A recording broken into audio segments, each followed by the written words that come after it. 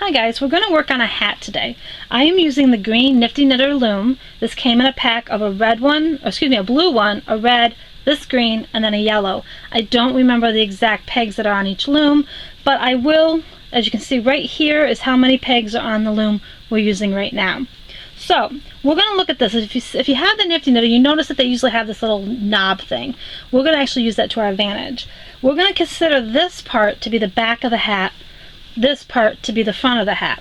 And what I want to work first is the brim. My brim is going to be pretty wide, and we're actually going to take a couple stitch markers and place them on the peg so that you know exactly kind of where I'm going. So again, I'm counting this as kind of the half, and you're going to kind of work your way out. And we're going to end up working a brim that is probably on this peg. I'm kind of designing as I go. So we're going to work a brim on this side of the peg. So we're going to have, we're going to knit, we're going to cast on here, or whichever side, if you're left-handed or right-handed, whichever side's easier, you're going to cast on, and we're just going to work our way around the loom until we get to the stitch marker. For this hat, I'm keeping it pretty plain, and I'm just going to do an E-wrap knit so that we can play this around. But as you do more of these, you can mix up your design a little more. But to keep it simple, we're going to cast on here, and we're just going to E-wrap knit till we get to our other peg. So I'm going to go ahead and do that. I'm going to do my cast on row, and then I'll be right back. I forgot to mention what yarn I was going to use for my cast on row. I am actually going to use 2 strands of worsted weight yarns. It's pretty much a level 4, which is I think what most yarns are that most people use, like the average yarn. You can try thinner, but you may need to double up or triple up on it. You could try just 1 strand of a thicker yarn if you want. But I like this one because it has different shades, if you can tell, of black and gray, and I thought that would be kind of cool on the brim. Now because I'm right-handed, I'm actually going to cast on this row and work my way this way. That's because it's more comfortable to me. If you're left-handed, chances are you're going to start over here and work your way that way. Again, it's what's comfortable. And I'm just going to do, like I said, a basic E-wrap knit, and we can hide our stragglers in if we want. So that's all I'm going to do right now, is go ahead and do a normal E-wrap knit, working my way over to the peg that's on the other side over here. Now remember, with this being a flat panel we're doing now, because we're going to have this gap here, and you'll know why when we get the brim done, but because we're doing it like a flat panel back and forth, we don't necessarily have to rewrap this loom. Our working yarn when we go back for our cast on is just simply working the way back the other way. And then we're just going to knit over. So I'm going to work my way back. Again, this one didn't get wrapped. And I'm just going to E-wrap knit until I get back to my starting peg again. I'm just finishing up the cast on row. Again, I just did an E-wrap knit. If you want to do a different type of cast on, go right ahead. Again, I just wanted this to be a simple video.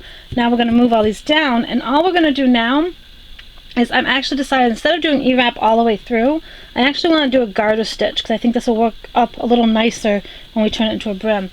But as you can see, we are going to keep working our way back and forth. So we're going to work the loom back and forth, almost as if it's a flat panel for right now, with this as being our brim, which means we left 1, 2, 3, 4, 5, 6 pegs empty on one side. Again, this is the back of the hat, this is the front of the hat. So we're going to go ahead, and we're going to do the garter stitch, which again is knit a row, then purl a row, and you're working your way back and forth. Go ahead and do that for probably, I would say, do 20 rows, and we'll come back and see where we stand and decide what to do next. We've just did the 20 rows of garter stitch, working our way back and forth as a flat panel, which means you did 1 row of purl, or started with 1 row of knit, then 1 row of purl, and continued that back and forth until we hit 20 rows. Now we need to fold this brim up. So what we're going to do now, is we're going to find our beginning.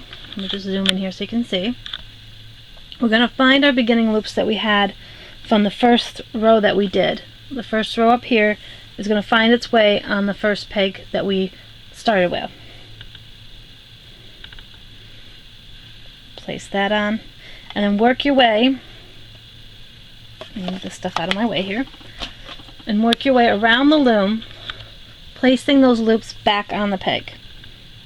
The first row, just grabbing them and gently placing them back on.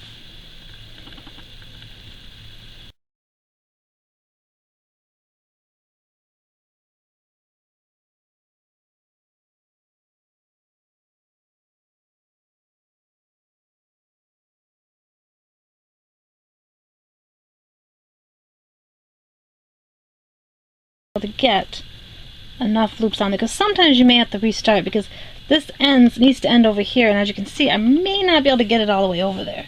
So we're going to find the last loop as we get closer to here and really do our best to stretch it all the way to that last loop we want it on. Sometimes you may have to use your crochet hook for this. Just place it on the last loop.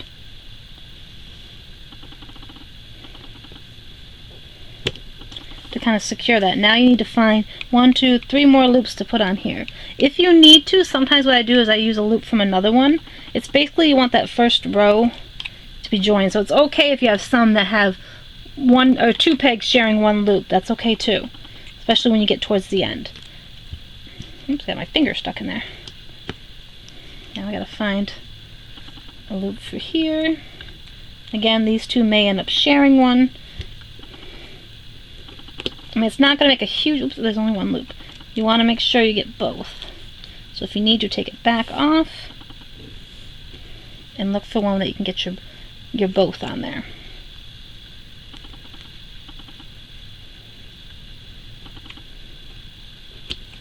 One. I don't know why this is fighting me so much. 2. Now this one, like I said, we need to have it. If we want to, we can have it either share with this side or share with that side. I'm going to try to see if I can have it share with this one over here.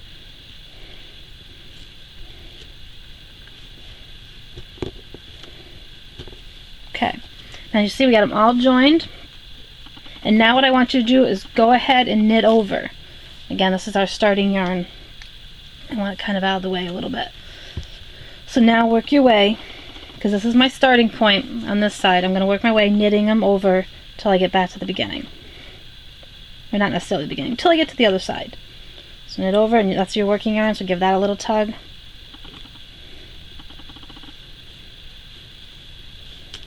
Some may be tighter to knit over than others, so just take your time.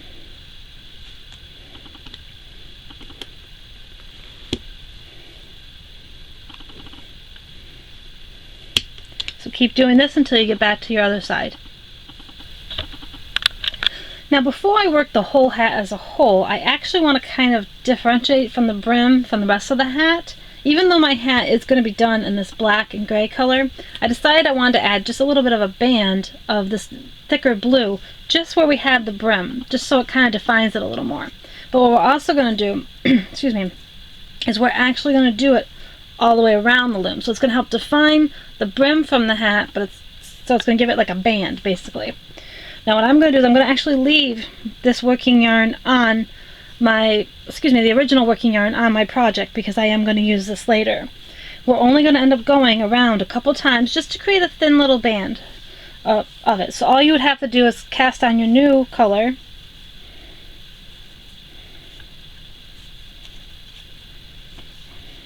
And if you need, we're going to do 3 rows in the completely around in this thicker blue. So I'm going to cast it right on to where we were. If you want to, you could tie your beginning working yarn to your new and then retie it back again when you want to switch. I'm just going to leave it alone for now.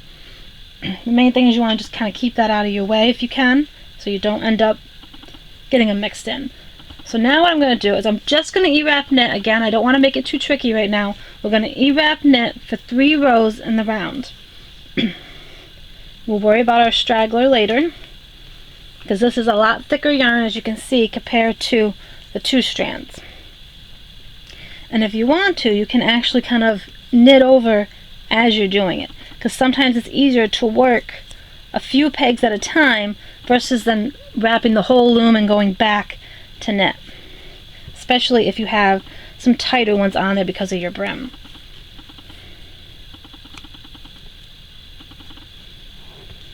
So I'm going to go around and do 3 rows of this, again, completely around the loom, and we're going to go until we hit 3 rows done, and then we'll come back and take a look. Are you ready for the interesting part? Remember, we kept our beginning yarn on there, and we also have our thicker yarn. This is going to be a little tricky, so I'm probably not going to have a pattern written on this because I think it's easier to show. What we're going to do is I still have my stitch marker on here from when I made a note before with the brim, and what I want to do is with the blue I'm going to purl that stitch. And then I'm going to pick up my gray yarn and I'm going to do the rest of them until I get back to this one in a knit, excuse me, with this color yarn. So let me go ahead and do that. Again, I'm going to knit or purl this one where the peg is with the thicker color yarn.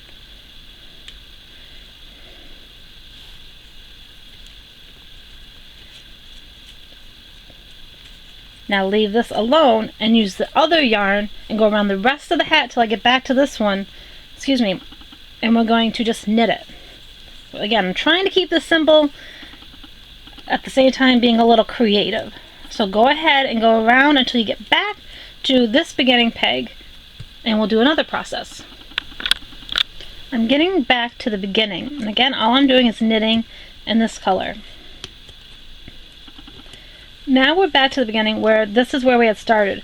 Now what I want to do is move the stitch marker over, again whichever way you're kind of working. I'm going to move it over to the next peg next to it, and that's going to be the one that I purl this time with the blue. Again, wherever the stitch marker is, that's what's going to be purled. So now we're going to purl this one in the blue. Oops, first we got to go back over here and knit this one, sorry. Now this one, because we moved this over for this one to be purled, this one now can be knitted. And now we purl this one in the blue.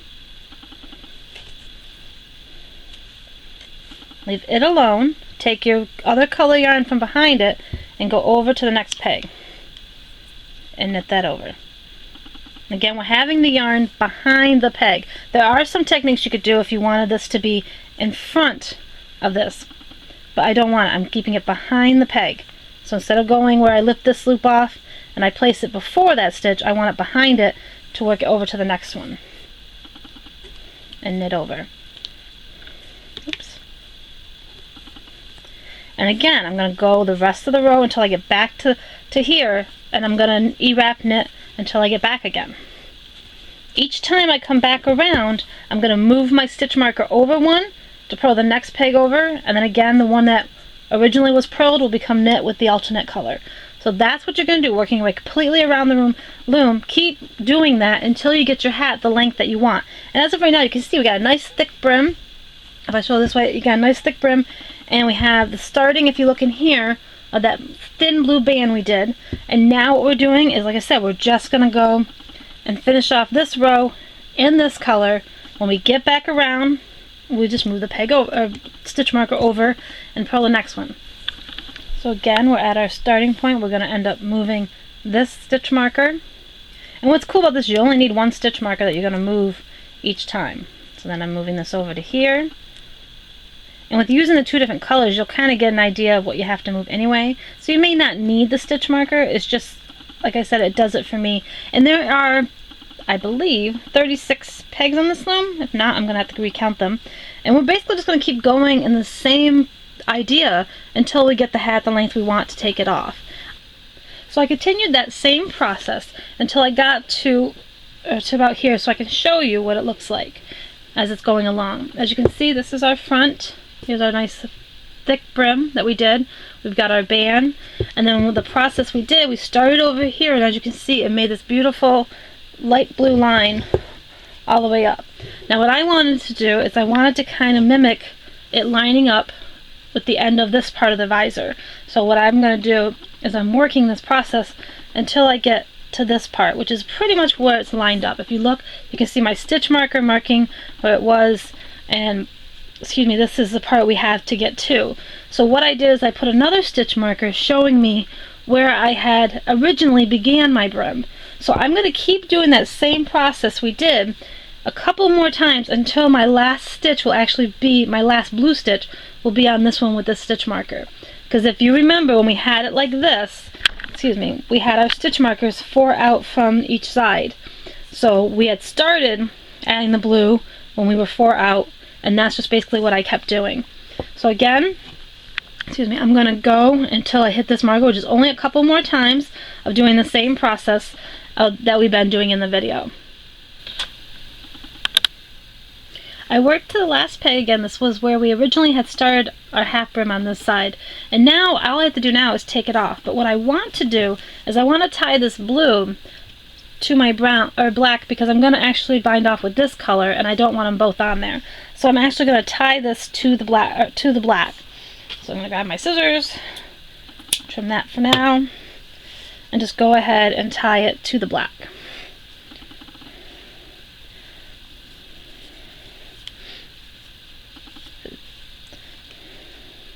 And I do it twice. Oops, excuse me. Just to make sure it's tight. And then you can go ahead and you can trim that tail a little more, because it's not going to come off. Now what we're going to do is we're going to bind off this project, but what I want to do first is I'm going to do one row of E-wrap knit around before we bind it off, just before we close it off, just so that way this blue loop here will be incorporated into the rest of it. So go ahead and just E-wrap knit one row, and then we'll come back and we're just going to do a regular drawstring bind off. Now it's time for the drawstring bind off. What we're going to do is we're just going to wrap this around the outside a couple times and then cut the yarn that we're going to need. Usually if you wrap it around the loom, just as an idea, that'll give you an idea of how much yarn you're going to need to bind through. So I think that's going to be enough, and now I'm just going to trim it and take it off. Start back at our beginning. And remember, with the drawstring bind off, which I can have a link right about there to the other video that I just talk about that bind off, all you're doing, let's see here, all you're going to do is take your tool, go through, grab that working yarn and pull it all the way through. Go to the next peg, do the same thing.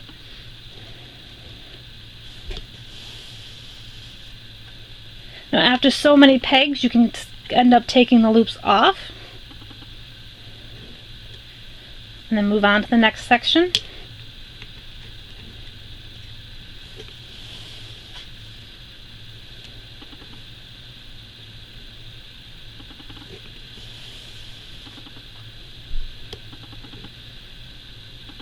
Making sure if you're using 2 strands that you do get both the strands.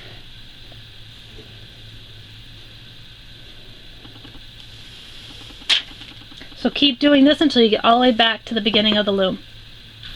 We're on our last 2 pegs here.